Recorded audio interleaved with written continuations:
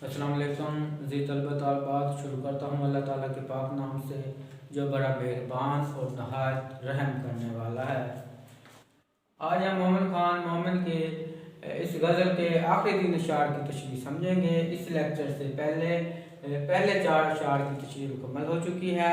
उस लेक्चर में शायर का तारुफ और शायर मोमिन खान मोमिन की शायरी की खसूसियात पर तफसील से बात हो चुकी है। वो लेक्चर आप ज़रूर देखें। मुख्तसर बता देता हूँ कि इस गज़ल की तशरीह इसके मजाजी के हवाले से की जाएगी और इसके अंदर ख़ास तौर पर अमूमी पस मंज़र तो होता ही है जो आम रवायती गज़ल के मुताबिक आशिक और महबूब की जो है तशरीह की जाती है, लेकिन इसके अंदर एक खसूसी पस मंज़र भी मौजूद है। जो इनके दोस्त हैं मोमिन खान मोमिन के फजल खैर आबादी आरजू, उनके साथ इनकी जो रंजिश थी, झगड़ा हो गया था, तो उसके बाद नाराज़गी के बाद उन्होंने सुलह होने के बाद उनको ये गज़ल लिखी थी। तो ये खसूसी पस मंज़र के हवाले से भी इसकी तशरीह होगी, वो हम शार में समझेंगे। अगर आपके पास किताब है तो उसका 5वां शेर देखें। बेरोए मिसले अब्र ना निकला गुबारे दिल, कहते थे उनको बढ़ते तबस्सुम हंसी से हम। बेरोए रोने के बगैर, मिसले अब्र का मतलब है बादल की तरह और गुबार दिल का मतलब है दिल का गुबार। बढ़ के तबस्सुम इस्तेमराद महबूब की हंसी है। तो इसका नस्री मफ़हूम हम देखते हैं।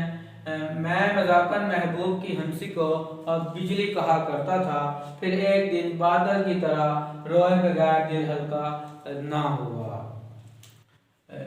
शायर ने आशिक ने अपने महबूब की हंसी को बिजली करार दिया है। जब वो हंसता मुस्कुराता है तो बिल्कुल बिजली की चमकने की तरह होता है वो जो मंजर होता है। तो जो महबूब की हंसी होती है, मुस्कुराहट होती है, ये वैसे भी उशाक के दिलों को, आशिकों के दिलों को घायल कर देती है और उनके जो है जो होश हवास उड़ा देती है। तो इसलिए शायर ने कहा कि मैंने तो हंसी में ये बात की थी, लेकिन फिर ऐसा हुआ कि महबूब की तरफ से मिलने वाले गम और मुसीबतें और इन चीज़ों ने मुझे इतना ज़्यादा मुतासर कर दिया कि फिर मैं रोए बगैर न रह सका, अपने दिल का बोझ हल्का किए बगैर न रह सका। क्योंकि रोने से इंसान का जो गम होता है, वो जो बोझ होता है, गुबार होता है, वो निकल जाता है और इंसान जो है कुछ सुकून महसूस कर लेता है, हल्का हो जाता है पहले की निस्बत। अगर वो नहीं रोता तो फिर क्या होता है, वो घुटन बढ़ती जाती है और फिर उसकी जो हालत होती है वो पहले से भी ज़्यादा बदतर हो जाती है। तो शायर कहता है आशिक जो है वो फिर रोने के बाद जो है अपने आप को, अपने दिल की उस हालत को, कैफियत को जो है बेहतर करने की कोशिश करता है, क्योंकि महबूब जो है वो बहुत ज़्यादा जो है तकलीफ पहुँचाता है, बेपरवाही करता है। तो एक तो फिर महबूब की जुदाई होती है जिसकी वजह से आशिक को बर्दाश्त नहीं कर सकता, महबूब से बिछड़ने की वजह से फिर जो है उसको बहुत ज़्यादा तकलीफ़ पहुंचती है और फिर यहाँ तक नौबत आती है कि वो महबूब की जुदाई में रो कर जो है अपने दिल का बोझ हल्का करता है।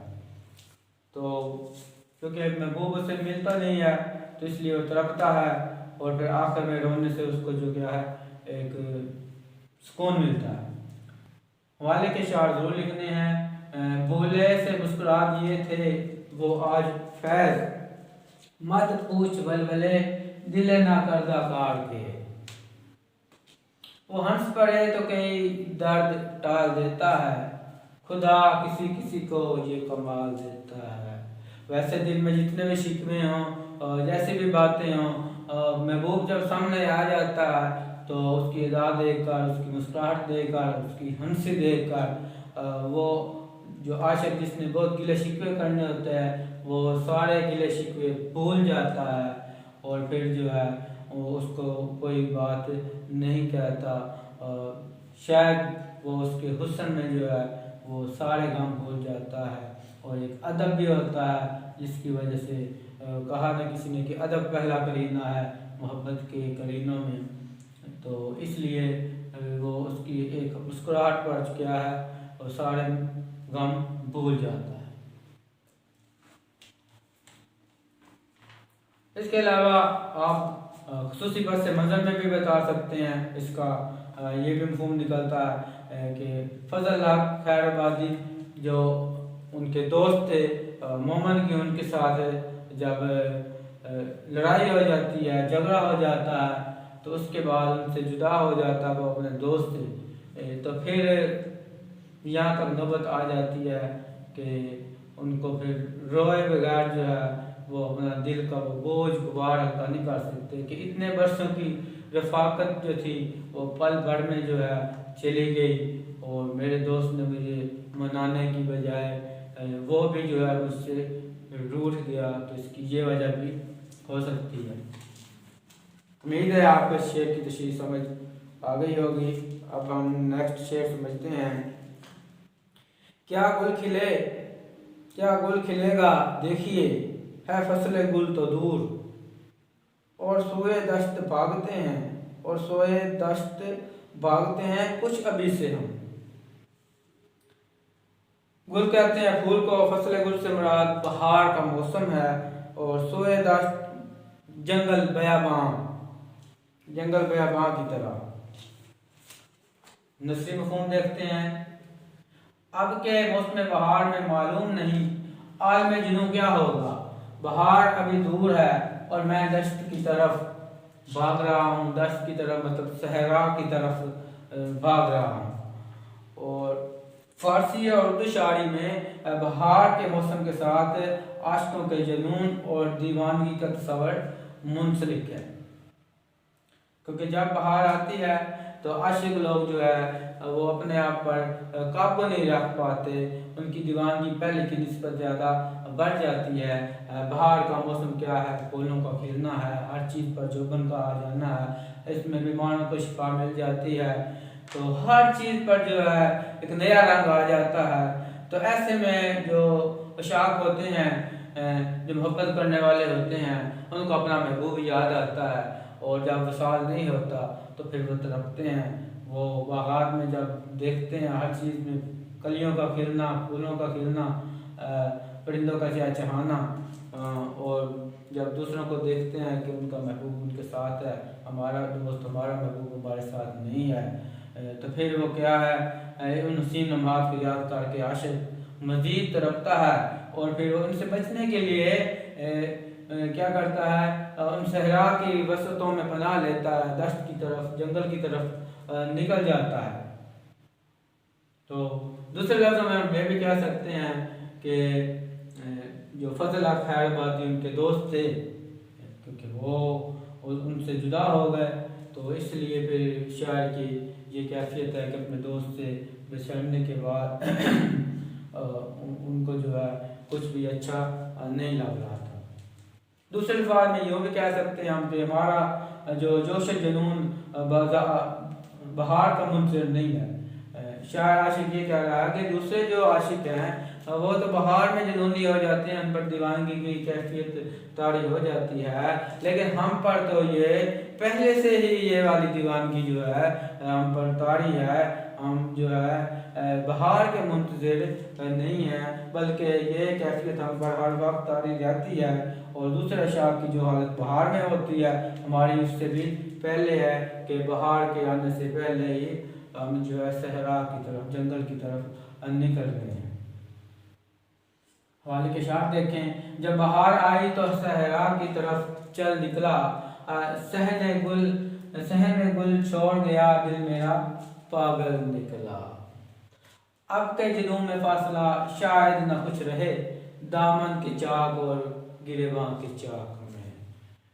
جب کسی دیوانے پر دیوانگی چھا جاتی ہے تو کیا کرتا ہے، اپنا گریباں چاک کر دیتا ہے، لوگ جو ہے اظہار ہمدردی کرتے ہوئے اس کا گریباں ٹھیک کرتے ہیں، اس کا حلیہ ٹھیک کرتے ہیں، لیکن وہ پھر کیا کرتا ہے، پھر دیوانگی میں وہ پھر اپنا گریباں چاک کر دیتا ہے، گویا کہ ایسا کرنے سے جیسے اسے کوئی سکون ملتا ہو۔ تو یہ حالت ہوتی ہے ان دیوانوں کی۔ کچھ کرو فکر مجھ دیوانے کی، دھوم ہے پھر بہار آنے کی۔ دیکھیں میں نے یہ دیوانے یہ سے نہیں لکھا، دال کے نیچے زیر ہے، تو یہ شاعر نے وزن بنانے کے لیے اسی طرح لکھا ہوا ہے، دال اور پھر واو کے ساتھ دیوانے لکھا ہے۔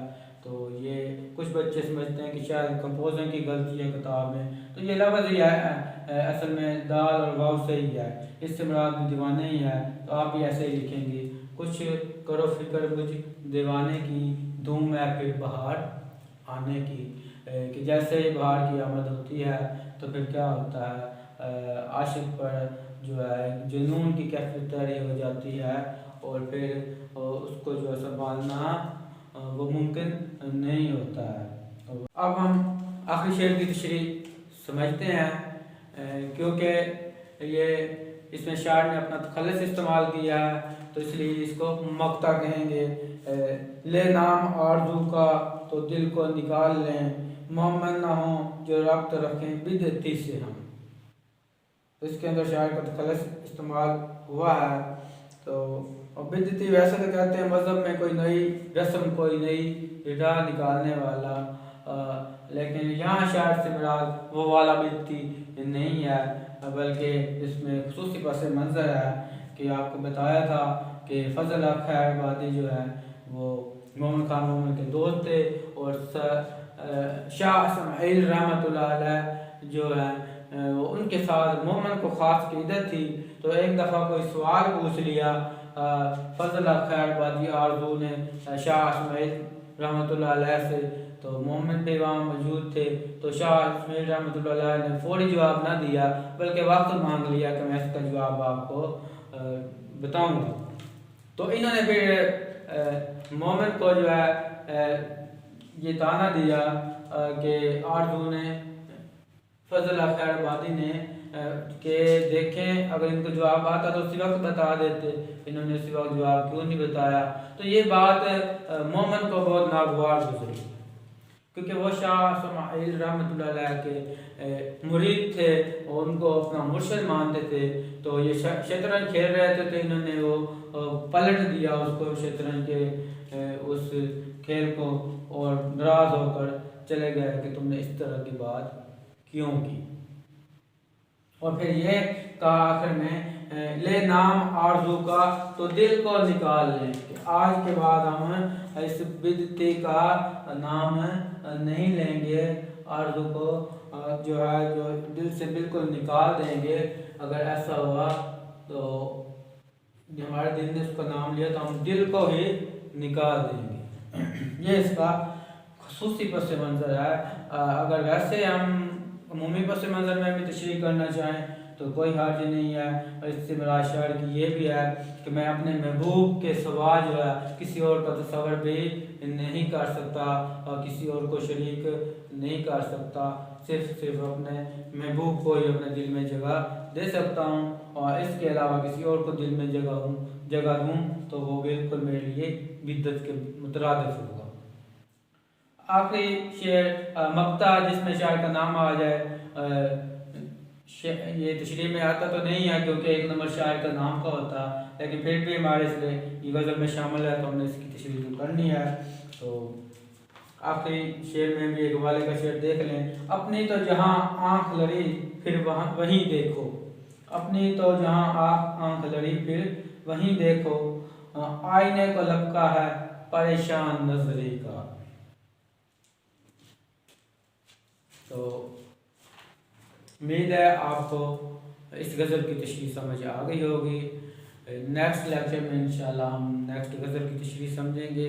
فخر بھٹی کے نام سے میرا یوٹیوب چینل ضرور سبسکرائب کریں، دوستوں کے ساتھ زیادہ سے زیادہ شیئر بھی کریں، اور دعاؤں میں یاد رکھیے گا۔ اللہ حافظ۔